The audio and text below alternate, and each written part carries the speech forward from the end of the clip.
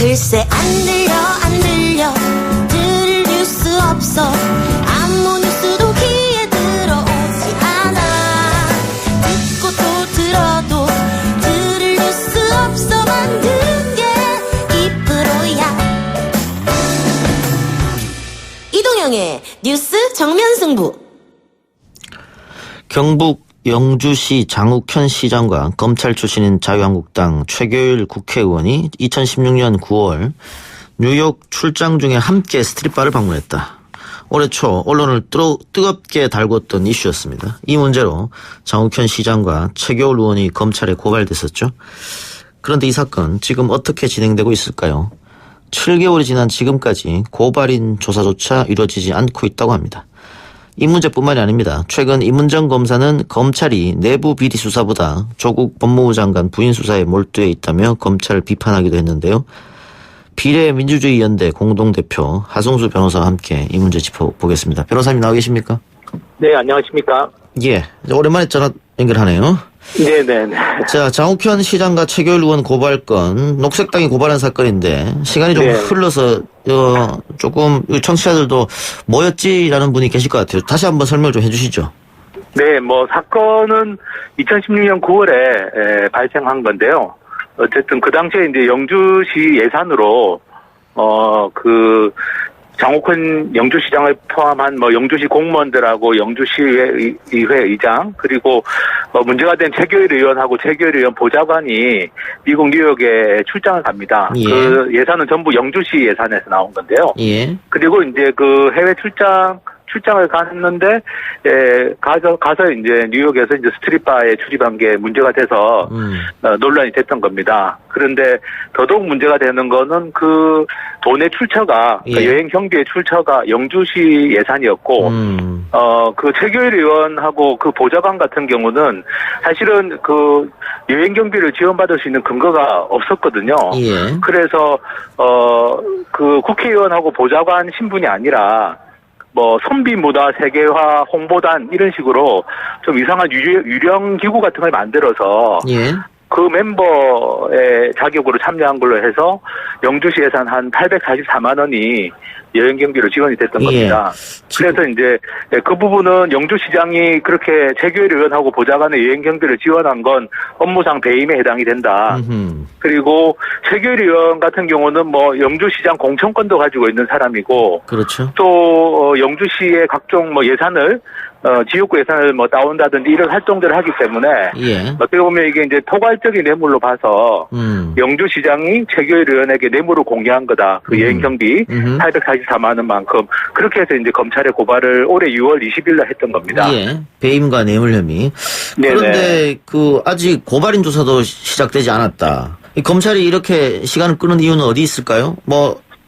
최교일 의원이 검찰 출신이기 때문에 제식구 감사기 아니냐 이런 주장도 나오고 있는 것 같던데. 저도 그런 의혹을 가지고 있습니다. 왜냐하면은 이게 고발 사건 같은 경우는 원칙적으로 3개월 안에 처리하게 돼 있습니다. 근데 지금 7개월이 지났는데 사건 처리는 고사하고 예. 고발인 조사도 지금 진행이 안 되고 있고요. 사실 저도 국회의원이나 정치인들 고발을 여러 건 해봤지만 이렇게 오랫동안 고발인 조사조차 진행되지 않는 경우는 저도 처음이기 때문에 네, 이거는 최교일 의원이 어쨌든 검사장 출신, 검찰 고위직 출신이기 때문에 그거와 무관하다고 볼 수 없는 거 아닌가. 네, 좀 그런 의구심을 가지고 있습니다. 근데 우리나라 검찰이 그 기소를 독점하는 권리를 갖고 있기 때문에 그럼 이렇게 시간 끌다가 유야무야 돼서 기소하지 않는 거 아니냐. 그럴 수 있습니까? 네네. 가능성이 있습니까? 사실은 이제 이렇게 고발인 조사를 하지 않는 경우도 굉장히 이례적이고요. 예. 고발인 조사만이 아니라 아무런 사건 진행과 관련된 안대라든지 통지도 전혀 없습니다. 그래서 이런 식으로 하다가 이제 시간이 좀 지나서 여론이 좀 잊어먹을 만하면 말씀처럼 이제 그냥 없었던 것처럼 불기소 처분해버린다든지, 예, 그럴 가능성도 있어서, 그리고 이제 이게 또 최근에 논란이 되고 있는 조국 장관에 대한 수사하고 비교했을 때는 너무나 이게 좀 현격하게 차이가 있는 부분이어서요. 예, 왜냐하면 이거는 증거도 좀 분명하게 있는 것이고, 사회적으로 굉장히 논란이 많이 됐던 부분인데, 수사 자체가 지금 진행이 안 되고 있어서, 네, 그래서 좀 형평성 차원에서도 좀 문제가 심각하게 있다고 있다. 생각합니다. 예. 네. 그 최근에 그 임은정 검사도 지금 변호사님과 비슷한 문제를 제기했습니다. 부산지검 윤모 검사의 고소장 위조 사건을 언급하면서 어떤 사건은 1년 3개월이 넘도록 뭉개면서 어떤 고발장에 대해서는 정의를 부르짖으며 특수부 화력을 집중해서 파헤친다. 검찰공화국이다. 이런 얘기를 했는데 네. 이렇기 때문에 공수처가 필요한 거 아니냐 이런 주장도 있습니다. 네, 그렇습니다. 뭐 이게 만약에 공수처가 있었다면 최규일 의원 사건도 공수처에 고발을 하면 되는 거거든요. 그렇죠. 왜냐하면 예. 공수처 수사 대상에 국회의원도 포함이 되기 때문에. 근데 이게 뭐 검찰에 지금은 이제 공수처가 없고 검찰이 말씀처럼 기소권을 독점하고 있다 보니까 검찰에 고발을 할 수밖에 없었는데 이렇게 수사가 지지부진하니 사실은 이런 케이스를 보면 뭐 공수처 필요성은 더 있다고 볼 수 있고요.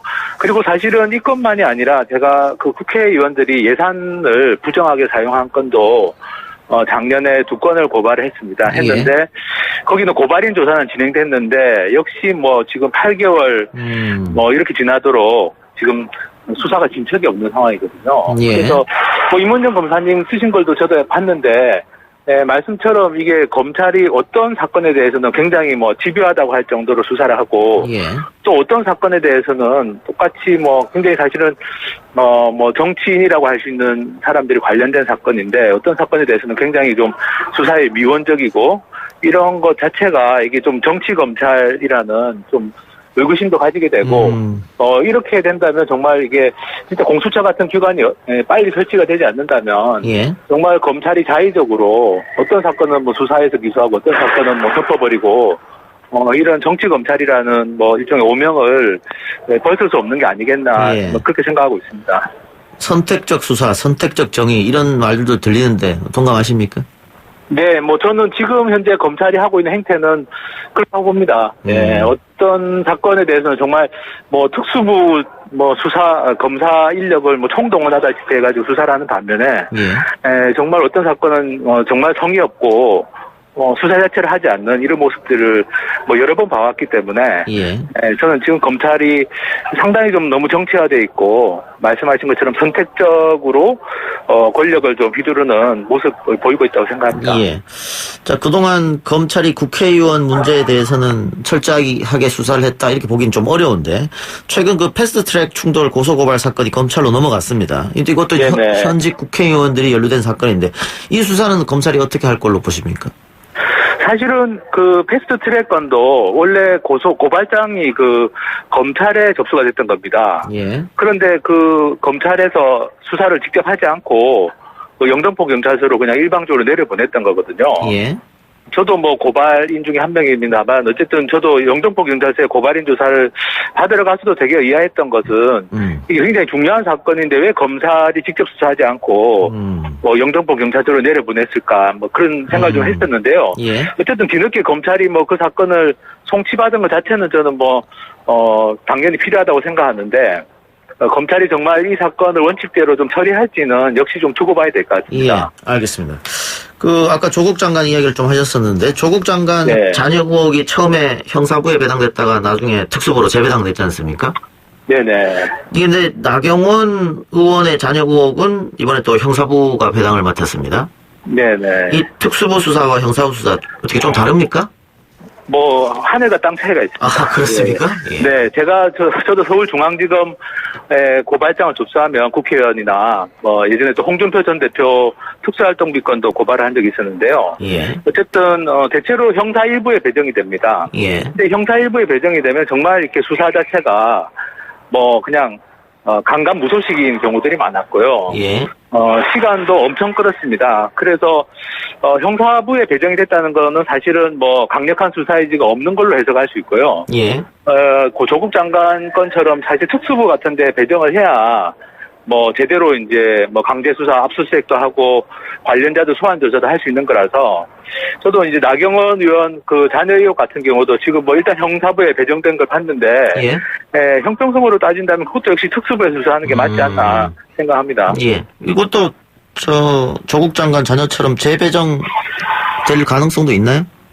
재배정할지 말지는 뭐 검찰의 의지에 달려 있고요. 예. 그래서 저는 어쨌든 뭐 윤석열 총장이 뭐 조국 장관에 대해서 수사를 뭐 그렇게 뭐 철저하게 하겠다라는 건 좋은데 예. 그 잣대를 저는 나경원 의원 잔의의혹 사건에 대해서도 똑같은 잣대를 대야 되고 그리고 뭐 국회의원들 지금 여러 건으로 고발돼 있는데 그 건들에 대해서도 저는 똑같은 잣대로 수사를 좀 해야 되지 않을까 생각합니다. 예. 형평성 차원에서라도. 네네. 최교일 의원 사건도 마찬가지고.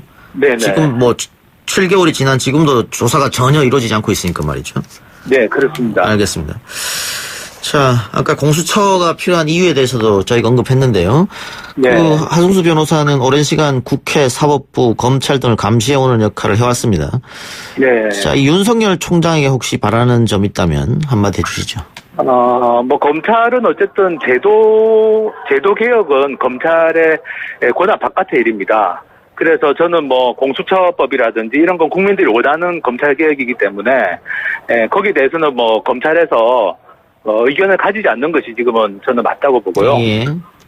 그리고 이제 검찰이 해야 될 일은 결국 이제 헌법이 정한 법 앞에 평등 원칙에 따라서 공평하게 저는 수사를 하는 거라고 생각합니다. 예. 그게 이제 검찰이 정치 검찰이라는 오명을 좀 벗는 길이기 때문에 저는 윤석열 총장이 어쨌든 살아있는 권력에 대해서 수사를 하겠다고 했는데 그 살아있는 권력이 뭐 어떤 권력은 수사를 하고 어떤 권력은 수사하지 않는다면 그거야말로 저는 정말 윤석열 총장이 말했던 그것을 스스로 뒤집는 게 된다고 생각하기 때문에 어쨌든 뭐 이번에 뭐 최교일 의원건뿐만 아니라 지금 정치인들 국회의원들이 고발 고소된 것들이 굉장히 많은데 예. 똑같은 잣대로 좀 엄정하게 수사를 해주기를 좀 촉구하고 싶습니다. 예.